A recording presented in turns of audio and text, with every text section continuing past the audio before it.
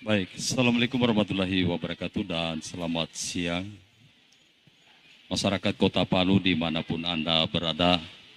Setelah selesai kita sudah melaksanakan apel kesiapsiagaan bencana ya nasional untuk Kota Palu, dan hari ini tentunya kita masyarakat di luar sana bertanya untuk pelaksanaan daripada hari kesiapsiagaan pada tahun ini mungkin berbeda dengan tahun-tahun sebelumnya.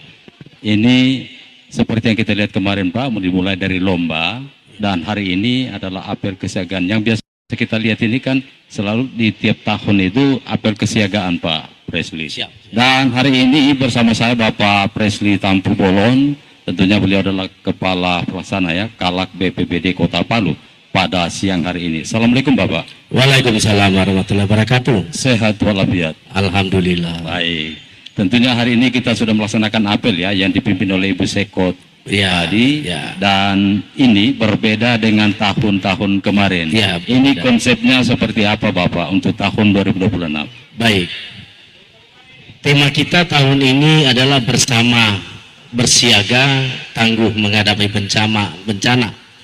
Karena kata bersama berarti kita melibatkan semua elemen masyarakat kita, termasuk masyarakat kita yang tergolong berkebutuhan khusus, yaitu para penyandang disabilitas. Nah, karena mereka ini juga adalah masyarakat kita yang perlu kita lindungi, maka kita membawa mereka dalam peringatan HKBN ini dengan pola rekreatif. Maka kita buat lomba-lomba, kita buat hiburan, kita buat jalan santai, supaya kita menghadapi bencana ini juga dalam kondisi yang relaks begitu, tidak terjadi ketegangan-ketegangan. Seperti itu Bang Jufri. Baik, terima kasih. Ini kan merupakan edukasi juga ya. Kemarin Ya, kan edukasi. mereka ikut adu ketangkasan tentang Betul. bagaimana cara mengevakuasi korban, Betul. cara untuk pemadaman api yang Iya, paling betul. sederhana dilakukan. Kemarin sudah dipertontonkan, diperlihatkan, dan kami dari Dinas Komunikasi kemarin sudah Ya. live Pak. Dan masyarakat alhamdulillah sudah menyaksikan di luar sana. Dan tentunya ini kegiatan demi kegiatan tiap tahun Bapak, Ya. ini tetap terjadi, artinya kesalahan yang paling sering dilakukan oleh masyarakat selama Ya. ini.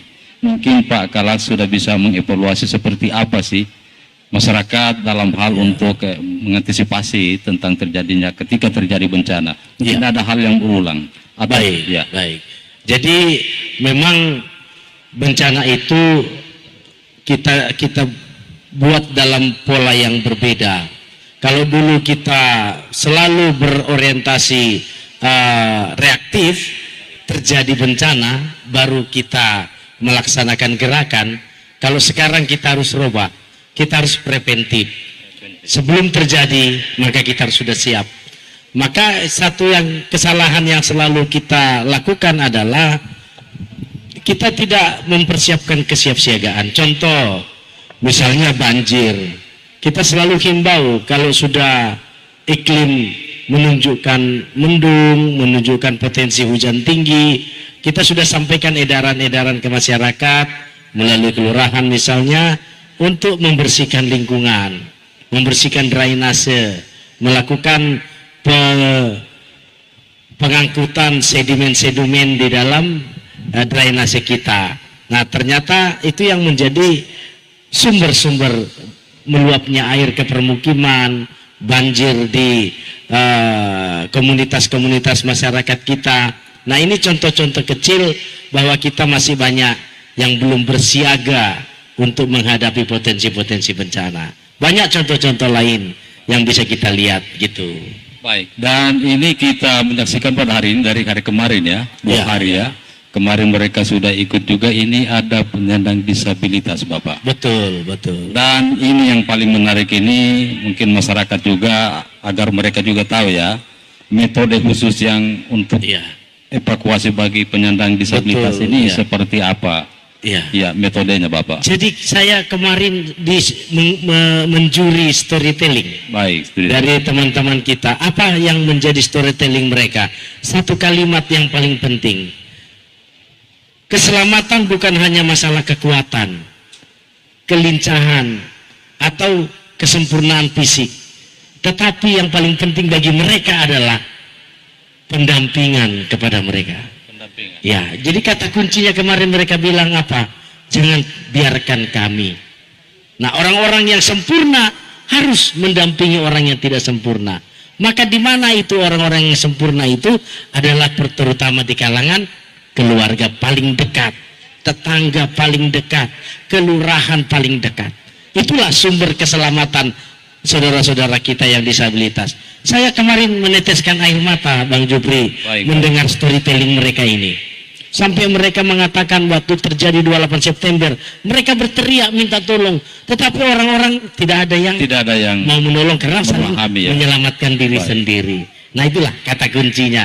Bagaimana kita mendampingi mereka, terutama dalam hal kondisi-kondisi yang darurat seperti itu. Baik, masih kondisi ini ya, kondisi seperti yang dikatakan oleh Pak Kalak tadi, bagi orang-orang sempurna ini, untuk menyampaikan kepada mereka itu seperti apa, hal apa yang harus kita lakukan, apakah dengan teriak-teriak mereka tidak dengar juga, kan seperti itu Bapak. Betul. Hal-hal ini yang perlu kita sampaikan ke masyarakat ini, bagaimana untuk bisa memberikan. Ya, jadi begini, kami sudah berdiskusi banyak dalam pelatihan-pelatihan khususnya untuk disabilitas. Maka salah satu yang perlu kita lakukan adalah ketangguhan keluarga. Ketangguhan keluarga. Ya, jadi ke depan Bang Jupri nanti dalam proses-proses dalam proses-proses HKBN kita, dalam proses momentum PRB misalnya di bulan September, mungkin kita akan lakukan nanti pola yang berbeda lagi dengan tahun ini gitu. Kita lebih spesifik yang namanya tangguh keluarga untuk disabilitas. Seperti itu.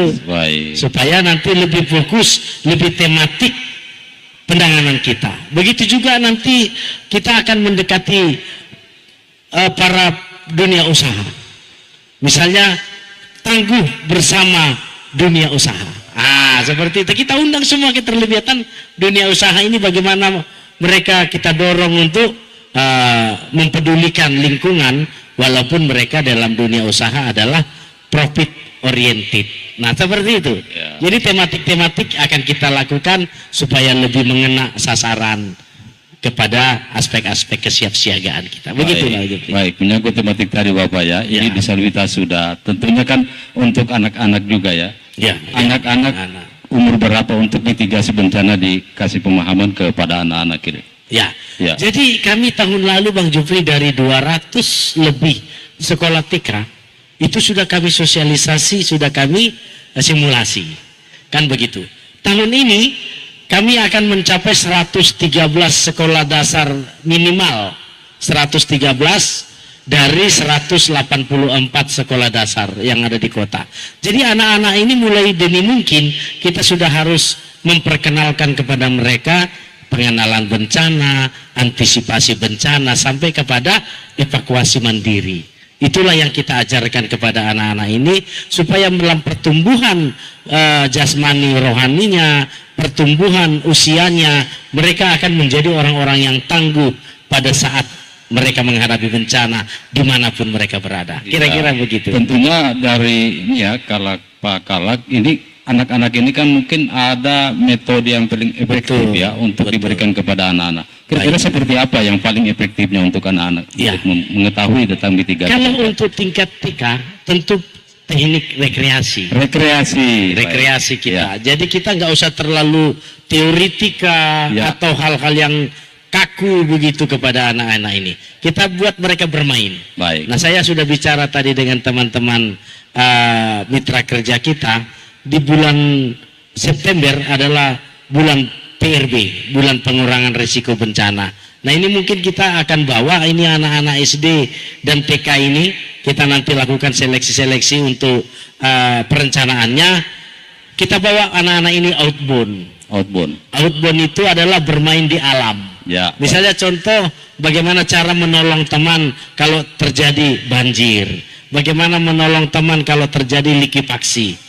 Seperti itu nanti kepada anak-anak ini, sehingga nggak di dalam ruangan saja kita ajarkan simulasian ini. Di luar ruangan nanti kita pilih area-area yang bisa nanti untuk mewakili persoalan-persoalan bencana, supaya anak-anak sambil rekreasi, anak-anak juga dapat hiburan, kemudian anak-anak bisa dapat reward, hadiah-hadiah wah, yang membuat mereka bergembira. Nah, seperti itu Bang Jupri. Baik, tentunya pada siang hari ini Pak Kalak ya, Ya. tuntas sepertinya ini, Betul, mulai dari betul. bagaimana cara untuk mengevakuasi korban kemarin Iya. sudah diperlihatkan, dan juga bagaimana untuk cara memadamkan api paling sederhana juga Betul. sudah dan lagi-lagi disabilitas juga sudah disampaikan juga tadi bagaimana cara mereka Baik. untuk menyampaikan ketika terjadi bencana. Betul. Dan juga anak-anak kita dari TK, Iya. mereka sudah diperkenalkan, dan juga tadi sudah dikatakan Pak Kalak bahwa metode yang paling efektif ya, Ya. efektif diberikan semacam rekreasi di bawah mereka. Betul. Ya, seperti itu untuk pengenalan bagaimana supaya bisa mengenal bencana, apa yang akan kita lakukan pada saat terjadi bencana. Seperti itu Pak Kalak. Betul, betul. Dan ini memang terus-menerus dilakukan oleh BPBD Kota Palu. Dan lewat kesempatan ini, kita semua berterima kasih kepada BPD Kota Palu bahwa mereka sudah melaksanakannya dari tahun ke tahun, dan ini tahun 2026 memang agak berbeda dari tahun-tahun sebelumnya. Dan tentunya mungkin ada harapan lagi dari Pak Kalak untuk ke depan tahun 2027 seperti apa lagi. Ya. Baik. Jadi kalau tahun 2027 rencana kita adalah bagaimana kelestarian alam. Kelestarian Ya, alam. Pak. tema kita adalah kelestarian alam dengan motif kita, tagline-nya adalah alam jaga kita, kita jaga alam. Kita jaga alam. Ya, nanti kita akan banyak masuk ke tematik pengelolaan dunia usaha, Pak. Baik. Kita lihat misalnya Bang Jupri, tambang-tambang kita itu nanti bagaimana caranya sambil melakukan aktivitas bisnis tetapi juga harus memperhatikan kelestarian lingkungan dan keamanan lingkungan bagi masyarakat sekitar. Nah, ini mungkin tema kita nanti tahun depan. Nanti kita undang semua dunia usaha yang bersifat pemanfaatan alam supaya mereka kita ikutkan dalam bersimulasi-simulasi. Seperti itu. Baik, rencana terima kasih kita. Pak Kalak, cukup menarik ini pada hari ini, dan insya Allah akan tersampaikan semua dengan masyarakat. Semua apa yang menjadi pembelajaran kemarin sudah diberikan kita pelajaran ya dari teman-teman semua yang ikut dari semua kelurahan ya, peserta-peserta baik tim ataupun perorangan kemarin sudah kita saksikan. Dan tentunya kami dari Dinas Komunikasi Informatika, Persadiaan dan Statistik juga mengajak kita semua, marilah sama-sama kita untuk memahami ataupun bagaimana cara mengedukasi kepada masyarakat agar ketika terjadi bencana yang ada di Kota Palu ya, karena kita memang Kota Palu memang sudah teruji Pak, Ya, sudah teruji di tahun 2018 tanggal 28 September ya kemarin, dan insya Allah, dan hal ini mungkin kita semua warga Kota Palu tidak menginginkan lagi hal-hal seperti itu, tapi setidaknya kita sudah punya tameng ya, Baik, baik. bagaimana Kalak BPBD kemarin sudah mengarahkan semua Ya. semua yang ada ini untuk mengedukasi semua masyarakat yang ada di Kota Palu. Baik, terima kasih banyak Pak Presli. Baik, terima kasih Bang Jupri. Semoga Ya. masyarakat kita bisa senantiasa berkolaborasi dengan pemerintah, dengan NGO dan semua lapisan supaya kota kita ini semakin menjadi kota yang aman untuk semua orang. Baik, terima kasih Pak Presli. Baik, itulah perbincangan saya dengan Bapak Presli Tampu Bolon selaku Kalak BPBD Kota Palu pada siang hari ini. Sekali lagi kami mohon maaf dan berterima kasih kepada masyarakat yang sudah menyaksikan tentang Laut Diskon Imposantik Kota Palu pada siang hari ini. Saya Jupri Tantu, Diskon Imposantik Kota Palu melaporkan untuk kita semua. Salam Pancasila. Salam Pancasila. Tangguh. Salam tangguh. Tangguh. Tangguh. Baik. Terima kasih Bapak. Terima kasih. Mantap. Lagi sentrenya.